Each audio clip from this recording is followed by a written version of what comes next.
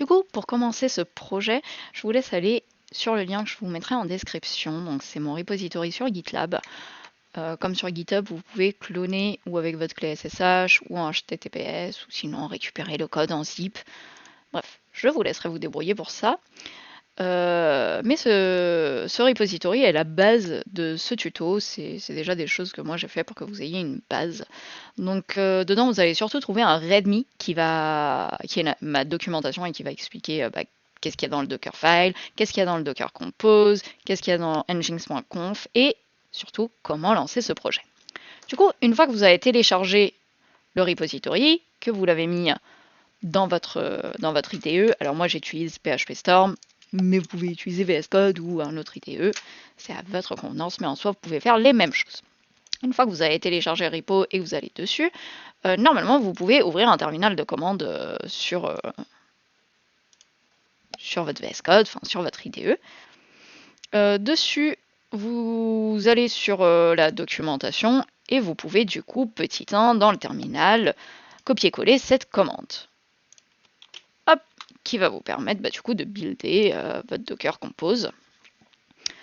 Dans votre Docker Compose, vous avez bien sûr tous les services. Je vous laisserai lire le README. Et vous avez aussi, ça va tourner le Dockerfile qui va permettre d'installer PDO, qui va mettre la time zone en Europe Paris et qui va normalement vous installer aussi l'autoload.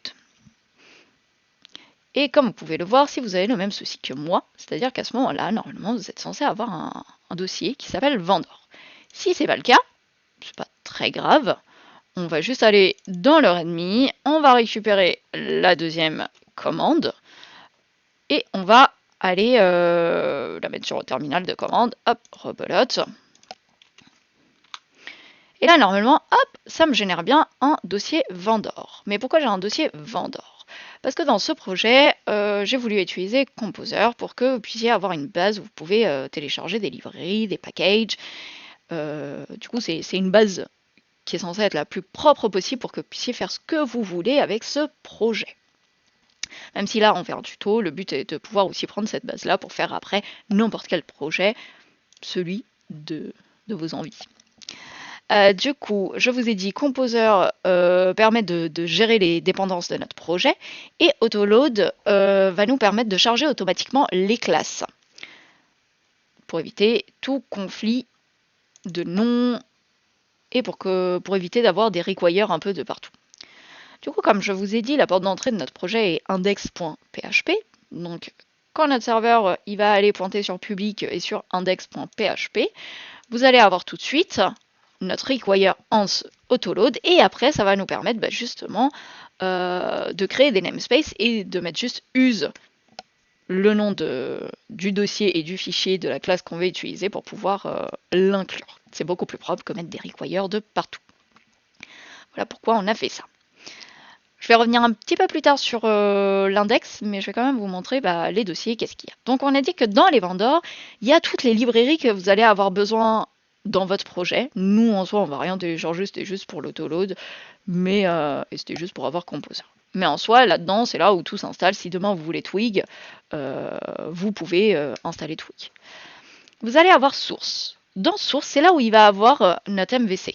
Pour l'instant, il n'y a que contrôleur et vue, parce qu'à l'intérieur, il y a déjà des petits trucs de base.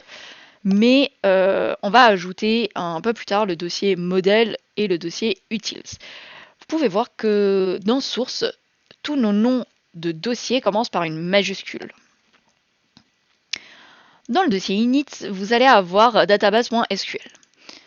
Ce qui se passe, c'est qu'à la création de nos containers, il run aussi ce script, donc c'est un script SQL, et je vous ai mis des commentaires de partout, mais vous pouvez voir qu'ici, il crée la base de données si elle n'existe pas, il se déplace dessus, puis après il essaye de créer la table rôle. D'ailleurs, pour la table rôle, c'est la seule table, mais j'ai inséré tout de suite des valeurs. Ça me permet que mon user soit ID numéro 1 et mon admin ID numéro 2. Et puis après, on va revenir un petit peu dessus, mais j'ai créé la table user, j'ai créé la table post, comment, et on reviendra un petit peu plus tard dessus quand on créera nos modèles. Vous allez avoir le dossier config. Le dossier config, vous avez la connexion à la database, et vous allez avoir le routeur. Pour le routeur, je vais essayer de vous faire un petit tuto de comment ça marche le routeur pour essayer vraiment de vulgariser au maximum et que ce soit le plus clair possible. Mais pour être assez simple dessus, ce qui se passe là, à ce moment-là, je vous ai mis des commentaires de partout, pareil. Mais ici, on instancie nos routes avec un tableau vide. On va avoir une méthode qui permet de récupérer les URI, enfin les URL, mais uniquement le chemin de fin et sans les paramètres d'URL. Après, on a une méthode qui permet d'ajouter une nouvelle route dans un tableau multidimensionnel. Vous allez avoir la méthode la plus importante, l'handle request, qui, petit 1, il va récupérer les URI, enfin l'URI que le client a écrit sur son navigateur. Puis après, on a un petit capteur qu'on va mettre à faux, parce que pour l'instant, à ce moment-là, à la ligne 43, notre route, elle n'est pas trouvée, elle n'existe pas.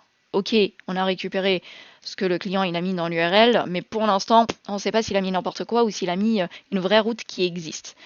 Puis après, on parcourt toutes les routes de notre tableau route. Si la route que l'utilisateur a écrite dans l'URL est égale à une route qui était dans notre tableau, et dans ces cas-là, on passe notre capteur à vrai. Après, on va récupérer le nom de notre contrôleur et le nom de la méthode qui est associée. On va trouver le namespace complet de ce contrôleur pour pouvoir l'instancier. Une fois qu'on l'a instancié, on peut du coup appeler la méthode, et puis après on fait un break pour pouvoir sortir de la boucle.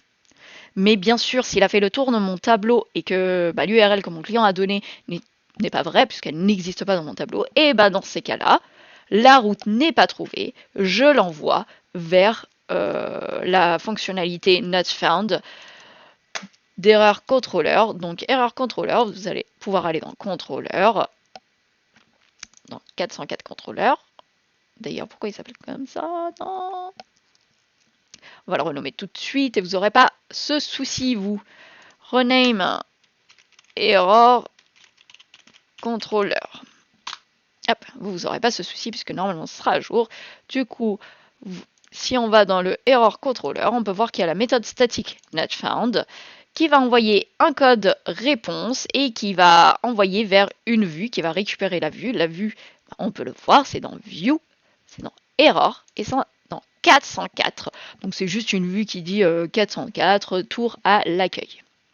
Sinon, pour l'instant, hop, quand on va dans notre index.php, on va avoir du coup, la première chose qui se passe, c'est qu'on déclare une variable routeur et on instancie notre objet routeur. Et du coup, on peut, grâce à notre objet routeur, appeler la méthode addRoute qui nous permet d'insérer dans un tableau multidimensionnel une nouvelle route. Là, le chemin de la route, ça sera slash. Le contrôleur, ça sera homeController. Et la méthode associée, ça sera index.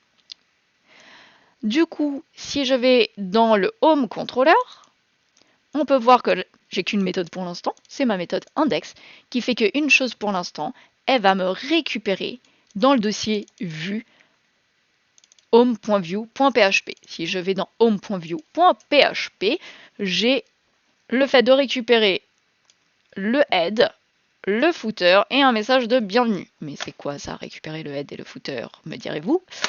Et bien dans partial, j'ai mis le header, l'entête de ma page, dans head.view.php. Et du coup, là, vous avez vraiment l'entête HTML de base.